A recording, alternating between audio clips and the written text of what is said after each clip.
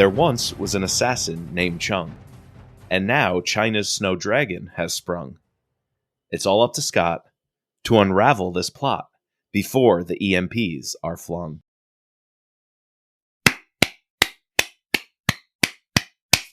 That's good, man. I like it. Thank you. Like One it a issue lot. with it, though. I was a little concerned when I said it's all up to Scot. I don't think it is. And I think that's something I like about this book. It's not all up to him. It really showcases Scott's ability to be a team player. Yes. He interacts not only with Carlton and co. in the Carlton group, but also with, local law enforcement, FBI agents. Yep. And at first he walks in oh, I can't deal with these. I just wanted. He's used to rolling solo, but then he quickly realizes that no, I could use some other people that have. You got to play ball. Yeah, So I think that's big. I think we really see that growth here from him. Maybe it's just because we've been on some Mitch Rapp books. He always has to be the dude. He's the alpha. Is not a team player. He was trained to be that way. Scot is just kind of, and it's funny that this is also happening right when Lara and Marco come into play, because he thinks about them a couple of times in this book. Yeah, but we don't see them. We don't see them, but he's thinking about them.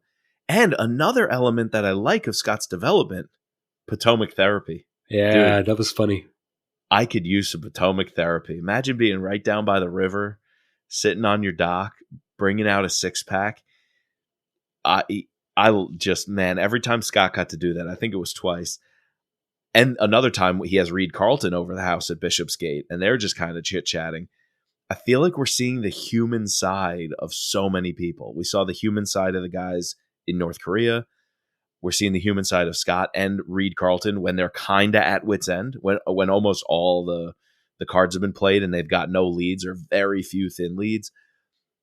I really kind of like this version of Scot, almost slowing down, which means he doesn't have to carry the action. Some of the early Brad books, by ability was tough because Scot would just go everywhere, do everything. At work. How did he get here so quickly? Like the traveling heavy piece almost got a little ridiculous. I'm okay with the traveling heavy here because so many people are involved in those locations. We don't need Scot at every single one of them. And when he gets there, time was built in between of what he was doing and what intelligence was doing in the meantime for him to have the time to get there. I kind of like how that's going down. Yeah, and I also like how you mentioned, this personal development we're seeing with Scot. I like this version of Reed better than the Reed we got in Hidden Order. I feel like this is more true to the Reed Carlton that we've known to grow accustomed to and be used to. 100%. Not this weird, not weird, but nervous. This nervous person who's worried about money and I don't know. It just came off we mentioned it in the last pod, but it just came off not right. No, agreed. We're back to normal Reed. Obviously he's stressed as hell because, this is an attack. But he keeps his cool, has a beer at 9 a.m. for Scot. Tells the troll he can only have one of his dogs. Yeah, that was funny too. I love the little humor that Brad puts in here. But when the troll hands him a card, if you're reading this card, you've probably already taken away my rights or discriminated. You're already committed a crime. Yeah. He gives it to Reed fucking Carlton. I love the troll, man. Why the troll needs to be in every novel. When the troll struts in, it's just that's why the Hidden Order wasn't good. No troll. It's a good point, and no reason why there was no troll. Yeah, he could have easily been in that story. Yeah, that book. I just anyway. We're moving on. What do you think about a scorecard here? All right, before we transition to the scorecard, let's just cover traveling heavy. So, because you just touched on it, we have Hong Kong, DC, North Korea, Sea of Japan, which is where we're on the USS Florida, the UAE, Pakistan, Nashville, Idaho, Key West. We're also popping around Maryland, Virginia. Right. We go to China, LAX, and Houston. That's a lot. But like you said, Scot's not in all of those places. Exactly. He's in Pakistan, gets on the sub in the Sea of Japan, goes to UAE, comes back, obviously does DC, Maryland, Virginia. Oh, with the ambassador. He flies back with the ambassador. Yeah, which another piece of shit. Yeah, that was a pretty good conversation. That's when Scott was Scott, though. Like, yeah, that was a let Scott be Scott moment. Yeah, for sure. He gets the thumbs up from the protective detail guy, Exactly. or a fist bump, like saying thank you. We all wanted to do that. We all know he's a jackass and can't say anything. Yeah, and then he's obviously going from Nashville to Idaho to Key West, which like all of this stuff. Yeah, it's a lot, but in the course of like tracking this plot, it makes sense now. Like if you had thrown him like he also had to go here and Hong Kong, like it just would have been too much. But us as the reader, we go to a lot of places. But yeah, I think we cover everything I want to cover for the first part. Let's for the second part of the pod, let's switch to the scorecard, man. Yeah, let's do it. I think we're going to have good numbers here. Not quite sure how it's going to shake down. There's a few I'm on the fence about. And one of those is action. I want to hear from you, Chris, because we said Scott isn't in every action scene, but some of them where like Chung is about to do something, or the parking garage, or North Korea when they stumble on the kid. There's some really good suspenseful action scenes, even if they're without Scott. Do you agree? Yeah, no, I 100% agree. I think that, besides Karachi, I'm trying hard to think of another in the ending. Oh, and obviously going to Idaho. What's another scene that Scott's like the head of the action? There's not much. Because this is way more of a spy, like Scott as a more of a spy operator than an operator spy. You know what I mean? You think? Yeah. Because he's doing a lot of rolling up of people. Yeah, there's no I think of him more of like an FBI agent. Yeah, exactly. Kind of Scott. Yeah, more so of a special agent. Yeah, you're right. I think I end with an 8. I think I end with an 8 for action. That's a good score. I agree. At times it could have been higher, but it doesn't deserve lower. All right, I'm gonna meet you there with an 8. I agree with that. I think plot.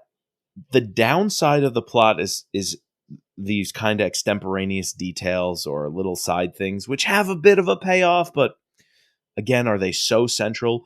If you boil this down to the core of the plot, like you read in that synopsis earlier on today, I think if you just boil it down to those things, this is like a 9.5, because it draws out a little bit. Some things get forgotten. Little things feel like loose ends. I know they're not, but the length of it and how jam-packed it is makes it feel that way. So I'm between an 8 or a 9, and I think because of that, I split the difference and go 8.5. So I'm gonna go 9, and I think when I was thinking about it, yeah, it had a lot of that. It had that. No, well, yeah, that's part of it, but it had a lot of this extra stuff. But as we were going through it, there's nothing really you can get rid of. No, you can't if you want to keep it realistic, but maybe you can have like the first guy they roll up be more related to, I don't know, the second engineers. Guy. Yeah. Instead of like the middleman or like the 3 middlemen that we have to go through to establish that connection, or cut out the Wazir Ibrahim, or cut out the, there's another dude who was kind of soft, Misrap or Mirap. Like one too many of those guys, or else I'd completely agree with you. Gotcha. Yeah. Again, I did the abridged version as my second read through to get ready for tonight, and it really worked. Yeah. It cut down on like 4 hours of audiobook, and I couldn't point to something that was missing. Okay, interesting. All right. I'm still going to keep it at 9. Yeah, I think that's fair. Buy-in, though, for that reason, for me at least, I was bought in all along. Is a solid as 4. A story. I think it's a 4. Maybe 4.5. Maybe a 4.5. There were just a few things where it's like the things going on in North Korea are really cool. I'm bought into it. But if I sat down and stopped to think about it, it probably would have seemed a little borderline not believable. So I think a 4. 4. Okay. Bad guys. Couple of ways to go on this one. I don't know. Yeah. So Chung only comes in halfway through. He comes in halfway He through, was but he's great. obviously a bad guy. You have the couple people that he rolls up. They're not like, we don't get too much character development other than like getting a little bit of their backstory. We know they did something bad, but do Sure. we really know who they are? There's a bunch of villains who are just, they did something bad, which is part of this plot. Right. But are they really villains? A villain to me has to be a central character, someone who's fleshed out, someone whose motivations are established. We just get a bunch of throwaway, like lowercase v villains. Would you agree What with did that? you think about the second like the Chinese? I like those conversations. I think Yeah. that saves it some. I think those guys save it some. Between them and Chung and some of their conversations being really good, I can go 3.5. I think I can go 3.5. That's fair. I 3 don't think I can seems get. too low. I don't. Yeah, 3 seems too low, but 4 seems too high. 4 seems too good. Yeah, it's too high. All right, 3.5 it is. Yeah. Good guys. You know what we say about good guys? All good books get a 5. They do. This is like a 4.8 for me, dude. It's like 4.8. Okay. it's not all the way there, but it's so close because of Ashby, Palmer. All right, convince me on this one. You know what? Actually, you're convincing me to go back down. Besides those 3, who else did I like? Lydia Ryan mentioned once. All right. Well, no, it's got to be a 5 because that takes North care Korea. of the North Korea guys. Yes, The North Koreans, 5, done. It takes care of this 3 SEALs and Billy Tang. And Billy Tang. No argument here. No argument whatsoever. Yeah. Completely agree. All right, the setting, you just went through it. Yeah, in the first part, I don't know how you're splitting this, but in the first part of the pod, we went over the traveling heavy. We mentioned, this idea that Scott doesn't go everywhere, but we go a lot of places. Did you feel? All right, it's like kind of twofold, right? So when we're in the jungles of North Korea, I felt like I was there. Same, yeah. When we're everywhere else, it's kind of just generic. Yeah. Besides like the whole sub descriptions, like going down to the mini sub or going on to the USS Florida and using that as an interrogation place. Oh, we didn't even mention like that scene where Scott's sort of contemplating life, and then he this is one of the scenes where he talks about Lara and Marco and at the Potomac or somewhere else? No, in the sub, he goes to get coffee, and the movie is a movie that he's seen like 19 times with his dad. What is it? The Magnificent Seven. Magnificent Seven, yes. Yeah. And he can like repeat the lines. I just thought that was, again, we mentioned it before, how we're peeling back in this book a little more character depth of Scott, and I really liked it. That was a nice little touch. I think some of those touches make it very homey. I really liked when he's recalling the movie, watching it with his dad. Again, that goes to the part we were saying about liking this version of Scott. Sure. Yeah. I really like this version of Scott we got to. Yeah. Though you are right, there are some generic settings. One that comes to mind, which I really like, was the storage container, where Chung jumps on top of it, shoots the cop, then starts the fire. But it felt like a generic storage container joint. I wouldn't have remembered, it's in Nashville or in this suburb. Right. I feel like Brad does a good job of describing each scene well, like the setting of each scene well, but where we are didn't really matter other than the fact that we were in Key West. His descriptions in, I guess the first scene, like I felt like we were like walking around Hong Kong in like the seedy area. That was really good. That was very good. Yeah, so like there's aspects of this book where like the setting needs to be good to like make the chapter better, and Brad nails it. And then there's other scenes where like we're in generic DC building and it doesn't matter because the book's not about that. Is that a 4 then? I think it's too high. I think it's a 4. I think it's a 4 because, again, dude, what saves it? North Korea and I will even say Hong Kong. North Korea, Hong Kong in the subs. Yeah. Covers. We've got something to talk about here. All right. There's just something silly, and I want to see if you could spot it. Do you spot the absolute just silliness of one of these? Okay. Let me look at them all good because you purposely told me. What are you laughing at? Oh man! I don't know why it's so funny. The one G. Yes. All right. This is again. This is a. See, this is when. Why is it so funny? Why is G so funny? I don't know. Because it doesn't make any sense. That's why. It's a freaking like James Bond with a gun, and he's My opening. favorite is the suspender. I don't know why. He's opening up his shirt to reveal a city, like the horizon of a city. The city skyline inside his coat jacket. I can't. Why? I don't know what city it is. Why? Just why is that happening? I don't get it. Yeah, no. That's a no dice for me. Okay. That is just one of those. It's just downright silly. It is. All right. All right. What All about? right, but then, dude, A and B, the classic ones here. Those are good. The original is awesome. I just, for some reason, that plain black, white, and red with that pagoda, like Chinese style architecture thing. Just to give you a hint of like, all right, we're going to China. This book is going to be about China. Completely. Combine that with B as well.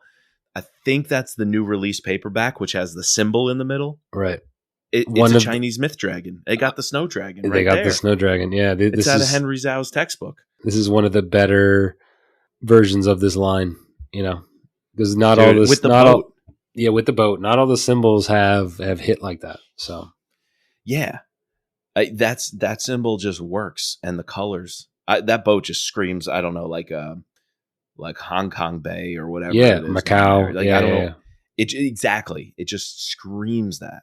It reminds me of the opening scene. You can imagine if you're watching a movie and like the camera just like pans in from this area into like the docks or something, That's the shot. Exactly. And then you this guy like Chinese looking around DJ. This corner. Yeah.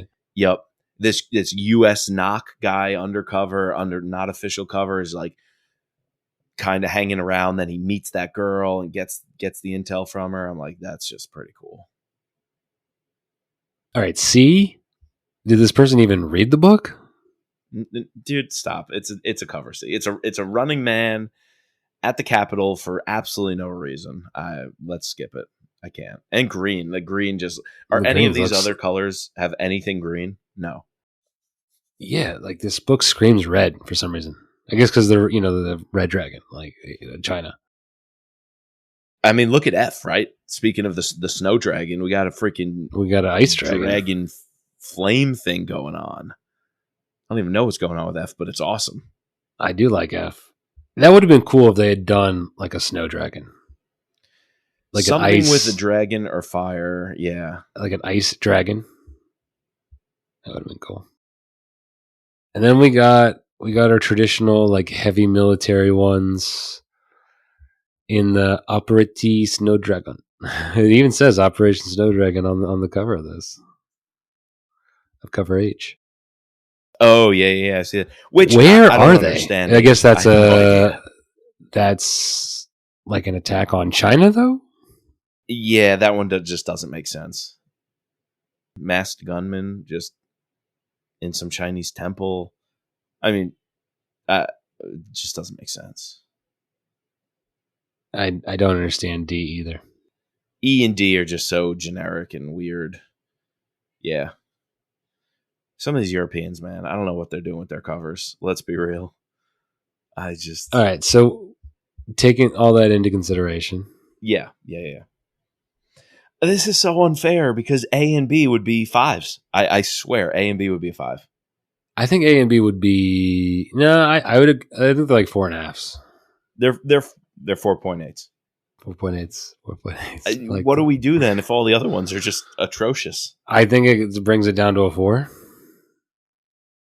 We have to give more. So harsh. We have to definitely give more credence. I think if we had to take all of them equally, then it's like a solid It's lower. 2.5, 3.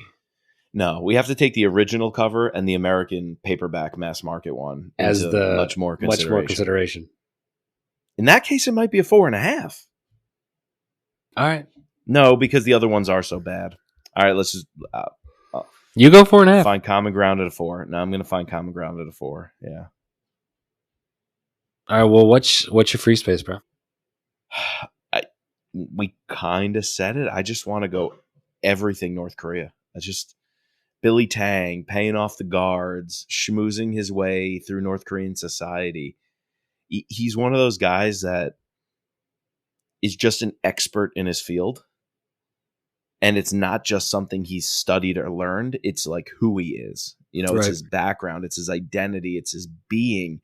And because of that, it works. And you could believe it. Where that would be so hard to believe if they were just like, somebody went to the farm and trained to learn Korean. And no, it's like he is Korean. Like, this is his life. This is his identity.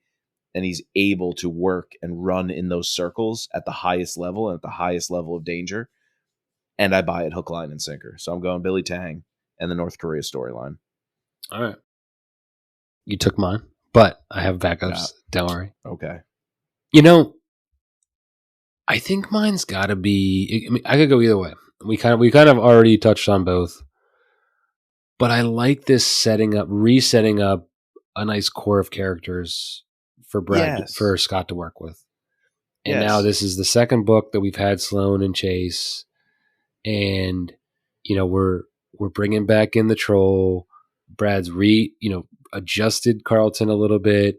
We have Laura, even though she wasn't physically present in this book. We have her. Like, I like where we're going with these other, besides Scott, with these other characters. I think the end scene is freaking hilarious. They mock up, they give Sloane a tramp stamp.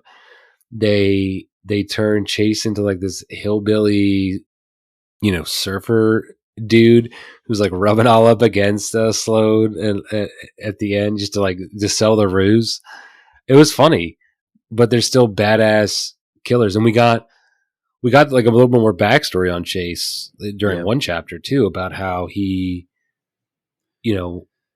was sort of split 50-50 between being a spook and being in Delta, and then like that just didn't work. So like he had to fully like go on loan essentially to the Carlton group. So and how much that meant to him. Right. Getting the nod from Reed Carlton meant so much to him. So with that's my free space. That's a great one. I put in my notes as we were reading, I said, I don't want to jump too far ahead, but could this be one of the best Harvath team ups? The Sloane Ashby, Chase Palmer kind of triad. I mean, I think that's a really, really great one. I'm glad it's lasted 2 books now, and I would hope for a little more. I think it's a great, great free space right there. All right, our scores are pretty close, and they're pretty good. 42? Yeah. Yeah, I mean, getting over that 40 mark is big, and hovering in those low 40s, that's not a bad sign. That's a good place to be. I think like this thing, has like a little more action here, a little like more tweaking of the bad guys, a little tighter, like we said, and that might elevate this up into the top 5 books of the series. But yeah. Oh, so speaking of rankings, where are you kind of thinking? I also reserve the right to like elevate something that I might personally like, even if my score didn't officially put it in the top 5. Does that make sense to you? Yeah, that 42 seems really harsh, but I think we've given a lot of books we like around that, right? Yes, I'm noticing for my scores, I have a lot of like 44s to 46, 47. And those ones are like Full Black, Blacklist, Rising Tiger, The Apostle, Takedown. I think this one is just running outside of that circle. It is. It is. Like maybe right there with Blacklist, maybe right there with Full Black. Not as high as a Takedown or an Apostle, or I don't think Deadfall Rising Tiger. but it's definitely just flirting with that circle of books. Unfortunately, it's a step below it, but not by much. No, because I think it's missing that one action sequence. I think so. That's killer with Scott, you know? And I think it's when I think of Deadfall, too much. I think of the train. Yes. When I think of whether it's Blacklist or Full Black, I think of the helo, the coming in. No, that's another one. There's another one where he does a parachute flight, like to land and get in. It's stuff like that. The Apostle, that Jeep chase, like through the Afghan snowtop mountains. Exactly. Takedown, the bridge in New York City with the, or the elevator shaft in that one building. Right. It is missing something that rose to that level. Right. Key West could have been it, but so much had happened to get us there. If a little less happened to get us there and we got there a bit faster and kind of played that out for longer, or again, this has happened multiple times with Brad Thor. I'm exhausted by the time I get to that ending sequence. It doesn't hit like a Vince Flynn race to the finish line sequence because I don't have the stamina anymore. I put in so much effort to keep up with the plot lines, the characters, the who's who. I think a big thing with Brad Thor right now for me is stamina, dude. I think I could enjoy these books so much more if I wasn't getting fatigued right when the action is hitting a really nice crescendo. Yeah, maybe. That probably says more about me as a reader than the book itself, but maybe because you listen to these things on fucking 3 times speed. Dude, that's possible. It could be completely my fault. I'm going to own that for sure. But that works for me for every other book I've ever read, Oh, dude. We completely forgot to talk about the ending. Like the ending. Where President Porter sends Scott over to China to deal with Xi. What does he do? I don't even remember.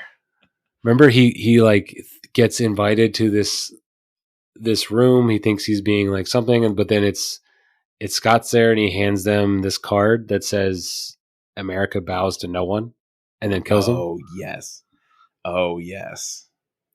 I completely forgot about that. That's exactly what I'm talking about. Yeah, no, you're right. I want to love that final scene to wrap it all up, but my mind is thinking about all these other things that I'm trying to put together that I'm just exhausted from. Sometimes those endings can't even stick or hit for me, as cool as they are. Yes. Yeah, and I think that's why it's a 42. Correct. It's not a 45.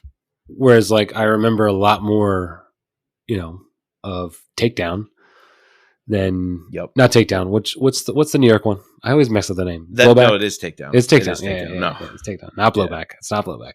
No, but an ending where Tracy gets shot outside of Bishopsgate and the dogs are left there. That's huge, momentous occasion. Or Spymaster. There's 2 books that have ended that way so far, and Spymaster is coming. And it's that. Those are the hallmarks. Those are the gems of a series that last. Right. I shouldn't expect it every single book, but I want to. And unfortunately, we can't have it every single book. And ones that are really good, maybe not that good, but this one could be really good. I'm just distracted by so much else that happens so quickly. Yeah, I agree. It's a common theme that I think I'm going to have to get used to and adjust. Did we ever mention this before that Scott's now had a Sean Chase as a character and now has a Chase Palmer? And there was a Kate Palmer. There was a Kate Palmer. Yeah. At the Secret Service. The Secret Service. Yeah. And I think someone went after her with the locust attacks or the plagues, the 10 plagues in that one crazy book. Yes. Okay, so next time we come to you, what are we doing? What's the plan? What's the reading list? Dude, we've come to the end. I mean, we obviously can keep going with the Brad Thor books. which the next one is Code of Conduct. Well, it's already going to be the end of May when you guys are hearing this. Red Sky Morning was pushed back to June, so that helps us out a little bit, having some space. You want to get through Code of Conduct, or do you want to go to our book club discussion, our patron book club book, Daniel Silva and the Kill Artist? I'm good for either one of those two. I'll probably try to read both sometime this month. Yeah, let's do that for the next two pods because we haven't even gotten our arc yet of Red Sky Morning. Of Red Sky Morning, yeah. We definitely want to bring you some Thriller pod content on our other feed, No Limits, the Thriller podcast, some Jack Carr content. We just haven't seen the book yet, haven't seen much buzz on social media yet. So let's say that's definitely going to be June. We're going to have to kind of bump all that. Let's make our next two Code of Conduct and The Kill Artist. Yeah. That's going to be our late May, early June books. All right, perfect. Sounds good to me. Good stuff. All right. Well, before we go, we need to do a giveaway. We haven't done a giveaway in a while. Yes, and we have two autographed Brad Thor books, so this is exciting. Ooh, very exciting.